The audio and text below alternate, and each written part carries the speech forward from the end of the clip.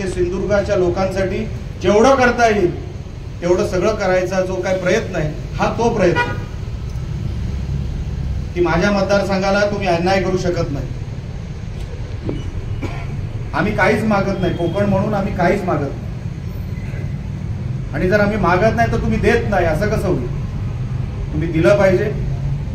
हा आमचा मागण्याचा आणि हा आमचा त्या अधिकाऱ्यांना समजवण्याचा प्रयोग असतो. मग मी कुठल्या बाजूचा आहे, मी सत्तेमध्ये आहे की विरोधात आहे, हा माझ्यासमोर प्रश्न नसतो.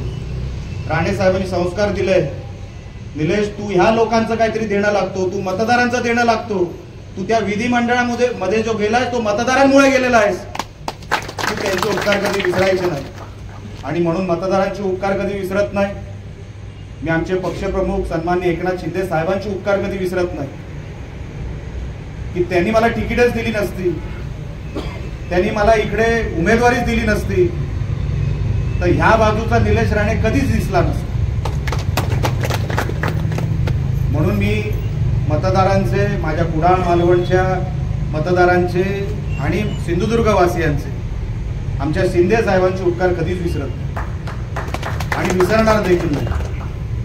म्हणून तुम्ही आज आलेला आहात, मी तुमचं स्वागत करण्यासाठी इथे आलेलो. नगर आमची परिषद लागलेली आहे, मधोमध हा प्रवेश झाला तरी देखील हा प्रवेश महत्वाचा आहे. हा किती महत्वाचा आहे की मधोमध नगरपालिका सुरू असताना आपला प्रवेश इकडे झाला. तुम्हाला जपण्याचं काम इकडे इथून पुढे करण्यात येईल, तुम्ही अजिबात काळजी करायची नाही. जसं सामंत साहेब त्यांच्या मनोगतात बोलले, आम्हाला शिंदे साहेबांनी सांगितलं निलेश पार्टी नंतर पहिलं परिवार म्हणून सांभाळ. ही सगळी लोक तुझ्या विश्वासाने, पक्षाच्या विश्वासावर येतात आणि धनुष्यबाण हे कोकणाच्या मनामनामध्ये, घराघरामध्ये आहे. तर त्याचं जे काय आहे लोकांचं ते तुला बघावं लागेल. तुम्ही विश्वासाने आलात सगळे, मी मनापासून तुमचं स्वागत करतो.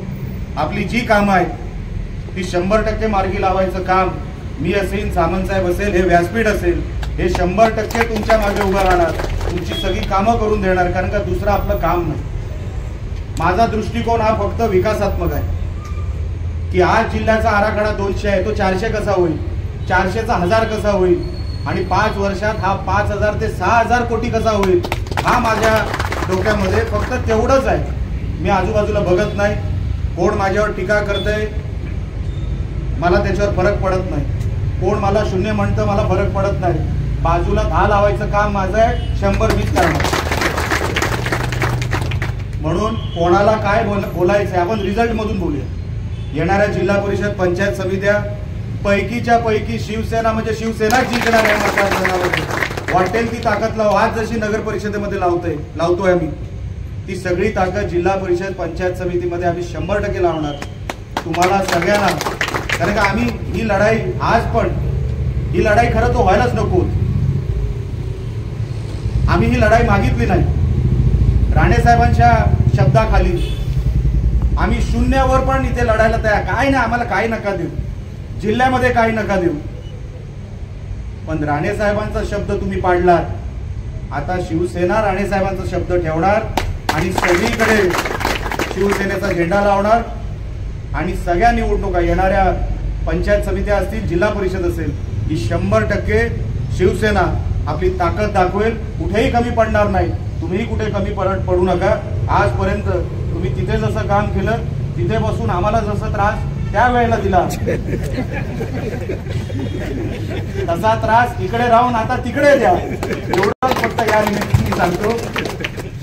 मी मनापासून तुमचं ह्या पक्षामध्ये स्वागत करतो. तुमच्या कामाबद्दल मला सन्मान्य फडते साहेबांनी सांगितलेलं आहे, सन्मान्य सामंत साहेबांनी सांगितलेलं आहे. तुमच्याबद्दल आणि आपल्या सगळ्या सहकाऱ्यांचं, ज्यांचं मी नाव घेतलं, ज्यांचं मी नाव घेतलं नाही, माझ्यावर राग काढू नका. लिस्टमध्ये जेवढं नावं आली तेवढीच मी घेतली, पण तुमच्या सगळ्यांचा मी आदर करतो आणि आयुष्यभर आदर करणार एवढं तुम्हाला 100% सांगतो.